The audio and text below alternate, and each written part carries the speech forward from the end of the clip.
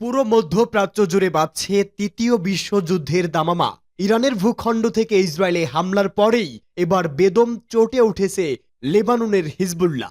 এবার ইসরায়েলে ব্যাপক হামলা চালিয়ে যাচ্ছে হিজবুল্লাহ বাহিনী। আর এরই মধ্যেই আমাদের হাতে এসে পৌঁছেছে গুরুত্বপূর্ণ আন্তর্জাতিক সংবাদ। শুরুতেই জানিয়ে দিব এই সংবাদগুলোর শিরোনাম, এরপরেই থাকবে বিস্তারিত। একদিনে ইসরায়েলের 17 সেনা হত্যার দাবি লেবাননের যোদ্ধাদের। পরেই জানিয়ে দিব ইসরায়েল ইরান উত্তেজনায় সরাসরি জড়াবে যুক্তরাষ্ট্র। এছাড়াও জানিয়ে দিব এবার ইরানের পাশে থাকার অঙ্গীকার রাশিয়া, চীন ও কাতারের। জানাবো পুরো মুসলিম বিশ্ব ফিলিস্তিন এবং লেবাননে ইসরায়েলের আগ্রাসন নিয়ে উচ্চকণ্ঠ। নিপীড়িত ফিলিস্তিনি এবং লেবানিজদের রক্তের বদলা চায় মধ্যপ্রাচ্য, তবুও সৌদি আরব ও জর্ডান এখনও কেন চুপ। এবং সর্বশেষ জানিয়ে দিব কিভাবে ইসরায়েলি অপরাধের বিরুদ্ধে ইরানের অভিযানের শরিক হতে পারবেন আপনিও। এতক্ষণ শুনছিলেন সংবাদ শিরোনাম, এবারে বিস্তারিত। তবে তার আগে আপনি যদি ইহুদিবাদী ইসরায়েলের ভূখণ্ডে ইরান, হিজবুল্লাহ, হুতি, হামাস সহ সকল প্রতিরোধকামী যোদ্ধাদের হামলাকে সমর্থন করে থাকেন, তাহলে ভিডিওর কমেন্টস বক্সে ইয়েস লিখে জানিয়ে দিন আপনার মূল্যবান মতামত। আর যদি ফিলিস্তিন সহ সকল নিপীড়িত মুসলমানদের পাশে থাকতে চান, তাহলে ভিডিওটিতে একটি লাইক দিয়ে চ্যানেলটি সাবস্ক্রাইব করে সম্পূর্ণ ভিডিও দেখার অনুরোধ রইল। একদিনে ইসরায়েলের 17 সেনা হত্যার দাবি লেবাননের যোদ্ধাদের। লেবাননের প্রতিরোধ যোদ্ধা হিজবুল্লাহর সঙ্গে ইসরায়েলি বাহিনীর সংঘর্ষ ক্রমেই তীব্র আকার ধারণ করছে। এতে শুরুতেই চরম মূল্য দিতে হচ্ছে ইসরায়েলি সেনাদের। একদিনে ইসরায়েলের 17 সেনা হত্যার দাবি করেছে তারা। আনাদুলু এজেন্সির এক প্রতিবেদনে এ তথ্য জানানো হয়েছে। এক বিবৃতিতে হিজবুল্লাহ জানিয়েছে, মাঠ পর্যায়ে ও নিরাপত্তা সূত্র নিশ্চিত করেছেন যে তাদের যোদ্ধারা বীরত্বের স্বাক্ষর রেখেছে। একদিন নিহত ইসরায়েলি কর্মকর্তা ও সেনার সংখ্যা 17 জনে পৌঁছেছে। হিজবুল্লাহ জানিয়েছে, ইসরায়েলের সীমান্তবর্তী এলাকায় এই সংঘর্ষ হয়েছে। এই সময় লেবাননের মারুন আল রাশ গ্রামে ইসরায়েলি সেনারা প্রবেশের চেষ্টাকালে তাদের উপর বোমা হামলা করা হয়েছে। এর আগে বুধবার ঘটনা উল্লেখ করে আল জাজিরা জানায়, অভিযান শুরু করে প্রথম দিনে ব্যাপক ক্ষয়ক্ষতির মুখে পড়েছে ইসরায়েলি প্রতিরক্ষা বাহিনী আইডিএফ। লেবাননের সীমান্তের ভিতরে প্রবেশ করে আবারও পিছু হটেছে তারা। এছাড়া সেনা থেকে শুরু করে ট্যাঙ্কও গুড়িয়ে দিয়েছে হিজবুল্লাহ। প্রতিবেদনে বলা হয়েছে, হিজবুল্লাহর সঙ্গে ইসরায়েলি বাহিনীর প্রথম দিনে পৃথক ও 3টি স্থানে সংঘর্ষ হয়েছে। এতে ইসরায়েলের ব্যাপক ক্ষয়ক্ষতি হয়েছে। প্রথম দিনের সংঘর্ষে অন্তত 8 জন ইসরায়েলি সেনা নিহত হয়েছে। এছাড়া আহত হয়েছেন আরও ডজনেরও বেশি মানুষ। আল জাজিরা জানিয়েছে, হিজবুল্লাহর হামলায় আহতদের বেশ কয়েকজনের অবস্থা গুরুতর। তাদের হেলিকপ্টারে করে সরিয়ে নেওয়া হয়েছে। প্রতিবেদনে বলা হয়েছে, লেবাননের সঙ্গে ইসরায়েলি সেনাদের ভয়াবহ সংঘর্ষ হয়েছে, যদিও বিষয়টি আগে থেকেই অনুমেয় ছিল, কেননা 2006 সালের সর্বশেষ তারা মুখোমুখি হয়েছিল। ইসরায়েলি সেনাবাহিনী জানিয়েছে, গত 24 ঘন্টায় অন্তত 200 রকেট ছুড়েছে লেবাননের প্রতিরোধ যোদ্ধা হিজবুল্লাহ। ইসরায়েলি সেনাপ্রধান হারজি হ্যালেভি বলেন, ইসরায়েল পাল্টা জবাব দেবে, তারা ইরানের বিরুদ্ধে প্রতিশোধ নেবে। এটি মধ্যপ্রাচ্যের যে কোনো স্থানে আঘাত হানতে পারে। উল্লেখ, লেবাননের রাজধানী বৈরুতে বিমান হামলা চালিয়ে হিজবুল্লাহর প্রধান নেতা হাসান নাসরুল্লাহকে হত্যা করে ইসরায়েল। তাকে হত্যার পর লেবাননে স্থল হামলার ঘোষণা দেয় সেনারা। হিজবুল্লাহর পক্ষ থেকেও প্রধান নেতাকে হত্যার বিষয়টি নিশ্চিত করা হয়েছে। গোষ্ঠীটির এক বিবৃতিতে বলা হয়, হিজবুল্লাহর সেক্রেটারি জেনারেল হাসান নাসরুল্লাহ সংগঠনটির মহান ও অমর শহীদ কমান্ডারদের সঙ্গে যোগ দিয়েছে, যাদের তিনি 30 বছর ধরে নেতৃত্ব দিয়েছেন। এর আগে হিজবুল্লাহ প্রধান হাসান নাসরুল্লাহকে হত্যার দাবি করে ইসরায়েলি প্রতিরক্ষা বাহিনী আইডিএফ। সামাজিক যোগাযোগ মাধ্যম এক্সে হিজবুল্লাহ প্রধানকে হত্যার আনুষ্ঠানিক ঘোষণা দেয় তারা। জানায়, বৈরুতে চালানো ইসরায়েলি বিমান হামলায় নিহত হয়েছে হাসান নাসরুল্লাহ। হাসান নাসরুল্লাহ 32 বছর ধরে নেতৃত্ব দিয়ে হিজবুল্লাহকে আজকের সুসংহত অবস্থানে এনেছে। মধ্যপ্রাচ্যে তার প্রভাব ব্যাপক। ফিলিস্তিনি ভূখণ্ড গ্রাস করার ইসরায়েলের খায়েশ পূরণের অন্যতম বাধা হাসান নাসরুল্লাহ ও তার বাহিনী। ইসরায়েলি প্রধানমন্ত্রী বেজন্মা নেতানিয়াহুর মাথা ব্যথার অন্যতম কারণই ছিলেন হাসান নাসরুল্লাহ। ইসরায়েলি বিমান হামলায় তার নিহত হওয়ায় এযাবৎকালে ইসরায়েলের সবচেয়ে বড় বিজয়। অন্যদিকে হিজবুল্লাহ প্রধানের মৃত্যু মধ্যপ্রাচ্যের অন্যতম বড় শক্তি ইরানের জন্য বিরাট আঘাত, কারণ এই অঞ্চলে ইরানের সবচেয়ে বিশ্বস্ত বন্ধুই ছিলেন নাসরুল্লাহ। ইরান ইসরায়েল উত্তেজনা সরাসরি জড়াবে যুক্তরাষ্ট্র। ইসরায়েল ও ইরানের মধ্যকার উত্তেজনায় যুক্তরাষ্ট্র সরাসরি জড়িয়ে পড়ার শঙ্কা দেখা দিয়েছে। বিশেষ করে ইরান যদি ইসরায়েলি জবাবের রেশ ধরে মার্কিন স্বার্থে আঘাত হানে, তবে যুক্তরাষ্ট্রের জড়িয়ে পড়া আশঙ্কা ব্যাপকভাবে বাড়বে। গাজায় ইরান সমর্থিত হামাস আন্দোলনের সাথে 2023 সালের অক্টোবর মাসে ইসরায়েলের যুদ্ধ শুরু হওয়ার পর মার্কিন প্রেসিডেন্ট জো বাইডেন যুক্তরাষ্ট্রের এই মিত্রকে লেবাননের হিজবুল্লাহ সহ তেহরানের অন্যান্য সহযোগী গ্রুপ এবং ইরানের বিরুদ্ধে সংঘাত ছড়িয়ে দেওয়ার বিষয়ে সতর্ক করেছেন। অনেকেই আশঙ্কা করছেন ওই সময় এসে গেছে। ইসরায়েল প্রতিরক্ষা বাহিনীর তথ্য অনুযায়ী বিগত 10 দিনে ইসরায়েল লেবাননে একটি ব্যাপক বিমান অভিযান চালিয়ে হিজবুল্লাহর সাথে সংশ্লিষ্ট 3600 লক্ষ্যবস্তুতে আঘাত এনেছে। ইসরায়েল দক্ষিণ লেবাননে তাদের ভাষায় সীমিত আকারে স্থল অভিযান শুরু করেছে। গত মঙ্গলবার তেহরান ইসরায়েলের উপর ব্যাপক ক্ষেপণাস্ত্র নিক্ষেপ করার পর ইসরায়েলি প্রধানমন্ত্রী বেনিয়ামিন নেতানিয়াহু পাল্টা হামলার অঙ্গীকার ব্যক্ত করেছে। অন্যদিকে সিরিয়ার রাষ্ট্রীয় গণমাধ্যম জানিয়েছে দামেস্কে মঙ্গলবার ইসরায়েলি হামলায় 3 জন বেসামরিক লোক নিহত হয়েছে। সিরিয়ার রাজধানীতে আরও হামলা হয়েছে। বাইডেন বলেছে তার প্রশাসন ইসরায়েলকে পরামর্শ দিচ্ছে এবং পাল্টা জবাব যেন সমানুপাতিক হয়। তিনি বুধবার সাংবাদিকদের বলেন যে তিনি বিষয়টি নিয়ে G7 এর নেতাদের সাথে আলাপ করেছেন এবং তিনি শীঘ্রই নেতানিয়াহুর সাথে কথা বলতে পারেন। আমরা ইসরায়েলিদের সাথে তাদের পরবর্তী পদক্ষেপ নিয়ে কথা বলবো, কিন্তু আমরা 7 জনই একমত যে ইসরায়েলের জবাব দেওয়ার অধিকার রয়েছে, কিন্তু তাদের উচিত অনুপাতিক হারে জবাব দেওয়া। বাইডেন সাংবাদিকদের বলেন নেতানিয়াহু ইরানের বাইরেও পাল্টা আঘাত হানার হুমকি দিয়েছে।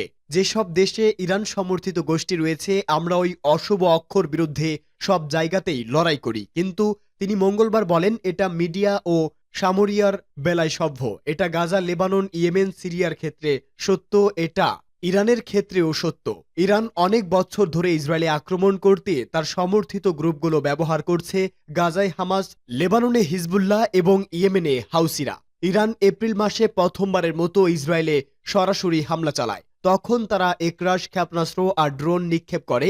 এই হামলা আসে সিরিয়াতে ইরানের কূটনৈতিক ভবনে ইসরায়েলের মারাত্মক হামলার 2 সপ্তাহ পর। ওই সময় ইসরায়েলের পাল্টা হামলা ছিল সীমিত এবং অনেক বিশ্লেষক মনে করেন এমনভাবে করা যাতে উত্তেজনা কমে আসে। তারা বলছেন ইসরায়েল আরও বেশি শক্তভাবে জবাব দেবে। হয়তো ইরানের পারমাণবিক বা জ্বালানি স্থাপনা লক্ষ্য করেও হামলা আসতে পারে। প্রশ্ন করা হলে বাইডেন বলেন তিনি ইরানের পারমাণবিক স্থাপনায় কোনো ইসরায়েলি আক্রমণ সমর্থন করবেন না। তিনি বলেন ইরানের উপর G7 আরও নিষেধাজ্ঞা আরোপ করবে। তেহরান বলছে তাদের মঙ্গলবার ক্ষেপণাস্ত্র হামলা সাম্প্রতিক সময়ে হিজবুল্লাহ নেতা হাসান নাসরুল্লাহকে বৈরুতে, হামাস নেতা ইসমাইল হানিয়াকে তেহরানে এবং একজন ইরানি সামরিক কমান্ডারকে হত্যা করার জবাবে করা হয়েছিল।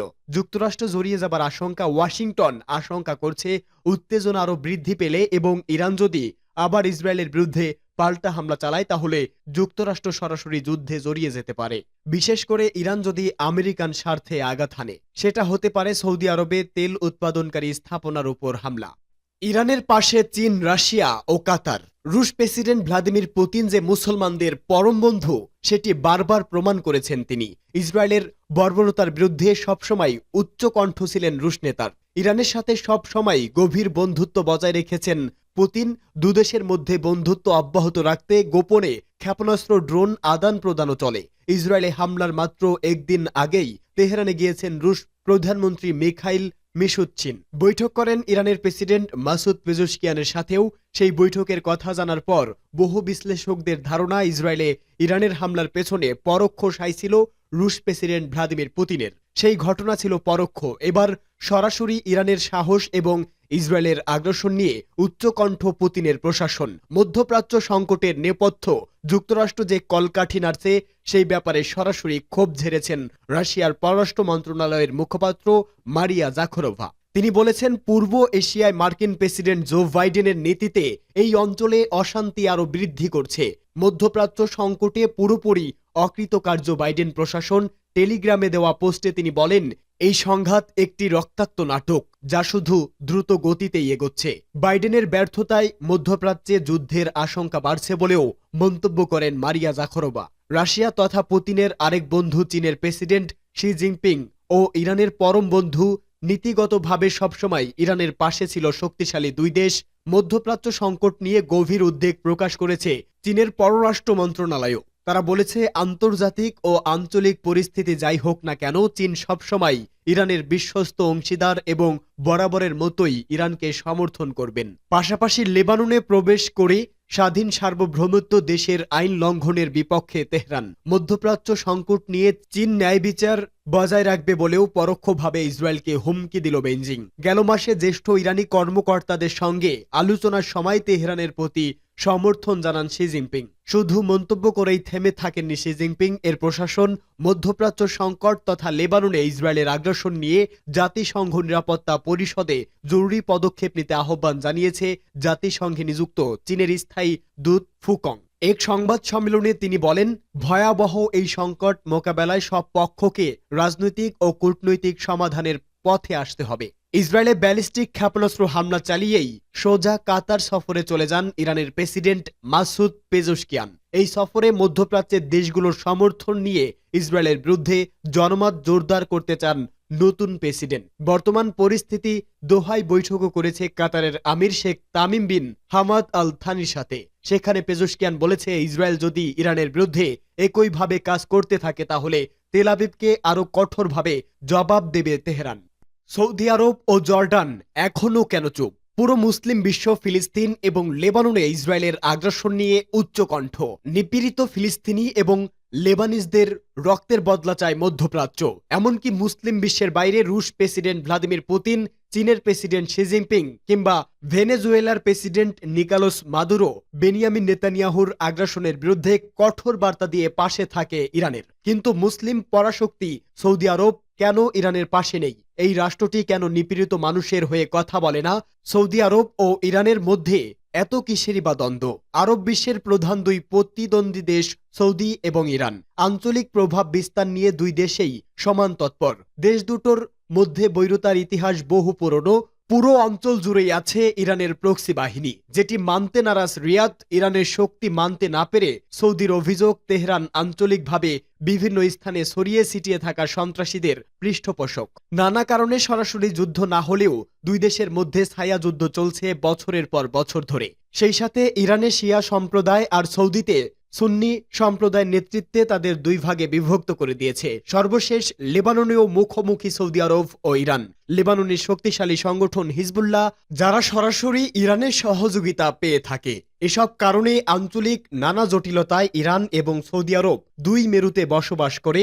সৌদি আরবের সাথে মুসলিম দেশ হয়েও একই পথে হাঁটছে জর্ডানও। ইসরায়েল ইরানকে নিয়ে রীতিমতো মহা বিপত্তিতে আছে দেশটি। ভৌগোলিকভাবে জর্ডানের অবস্থান এমন অবস্থায় রয়েছে যে ইরান ইসরায়েলের মধ্যে যুদ্ধ শুরু হলে তার সবচেয়ে বড় প্রভাব পড়বে জর্ডানের উপর। আবার পশ্চিমাদের সাথে জর্ডানের রাজতন্ত্রেরও বেশ ভালো সম্পর্ক। গত 25 বছর ধরে জর্ডানের বাদশা রয়েছেন দ্বিতীয় আবদুল্লাহ। পর্দার আড়ালে জর্ডানের সাথে ইসরায়েলের সম্পর্কও একেবারে খারাপ নয়। সেখানে আছে বিপুল সংখ্যক ফিলিস্তিনি শরণার্থীও। পশ্চিমা সম্পর্ক ভঙ্গুর অর্থনীতির কারণে ইরান জর্ডানকে কখনোই পাশে পায় না। এমনকি এপ্রিলে ইসরায়েলে ইরানের প্রথম মিসাইল হামলায় জর্ডান তার আকাশে থাকা অনেকগুলো মিসাইল ধ্বংস করে দেয়। এদিকে মিশর ফিলিস্তিনি সীমান্তবর্তী সত্ত্বেও নিপীড়িত মুসলমানদের নিয়ে সরাসরি কখনোই কথা বলতে দেখা যায় না ঘুমন্ত দৈত্য খ্যাত মিশরকে। যদিও সাম্প্রতি তুরস্কের সাথে মিশরের সম্পর্কের বরফ গলেছে। প্রেসিডেন্ট আবদেল ফাতাহ আল সিসির তুরস্ক সফরের পর ফিলিস্তিনি ইস্যুতে কিছুটা তৎপরতা দেখা গেছে। মিশরের সীমান্তে দেখা গেছে তাদের সৈন্য সমাবেশও। ইরানের অপারেশন ট্রু প্রমিস 2 বা সত্যিই প্রতিশ্রুতি 2 শীর্ষক ইরানের সামরিক অভিযান ইহুদিবাদী ইসরায়েলের সন্ত্রাসবাদ, সামরিকায়ন ও দখলদারিত্বের মোকাবেলায় এক সুস্পষ্ট প্রতিক্রিয়ার প্রতীক। তেহরানে হামাসের রাজনৈতিক প্রধান ইসমাইল হানিয়াকে হত্যা ও লেবাননে ইরানের রাষ্ট্রদূতকে সন্ত্রাসী হামলায় আহত করা সহ ইরানের সার্বভৌমত্ব ও ভূখণ্ডগত অখণ্ডতা লঙ্ঘনের জবাবে এবং লেবাননের বেসামরিক জনগণের উপর ব্যাপক সন্ত্রাসী গণহত্যা ও সেখানে হিজবুল্লাহ প্রধান ও ইরানের শীর্ষস্থানীয় সেনা কর্মকর্তা ব্রিগেডিয়ার জেনারেল হত্যাসহ প্রতিরোধ ফ্রন্টের বিরুদ্ধে ইসরায়েলের নানা অপরাধের জবাব এই অভিযান চালিয়েছে তেহরান। এই অভিযান আঘাতের জবাবে পাল্টা আঘাতের নীতি দৃষ্টান্ত। ইন্টারনেট ও সোশ্যাল মিডিয়া ইউজাররা প্রতিরোধ সংগ্রাম সম্পর্কে নানা গ্রাফিক্স বা ছবি ও ভিডিও তুলে ধরে প্রতিরোধের চেতনাকে জীবন্ত ও অনুভবের পর্যায়ে নিয়ে আসতে পারেন। এইসব শিল্পকর্ম হয়ে উঠতে পারে সমষ্টি চেতনা জাগ্রতকারী ও শানিত করতে পারে ন্যায়বিচার ও প্রতিরোধের প্রবল ইচ্ছাশক্তি ও সমাজে আনতে পারে গভীর পরিবর্তন। চিন্তাধারার মোকাবেলা ও সত্যকে তুলে ধরা। একই পদ্ধতি ব্যবহার করতে পারেন ভার্চুয়ালি মিডিয়া বা ইন্টারনেটের গ্রাহকরা। তথ্য বিকৃতি রোধের এই পদ্ধতি সত্যই প্রতিশ্রুতি। দুই শীর্ষক ইরানের ইসরায়েল বিরোধী সামরিক অভিযান সম্পর্কেও প্রয়োজ্য। এ ধরনের পদক্ষেপ সমষ্টি প্রজ্ঞা গড়ে তোলারও সহায়ক।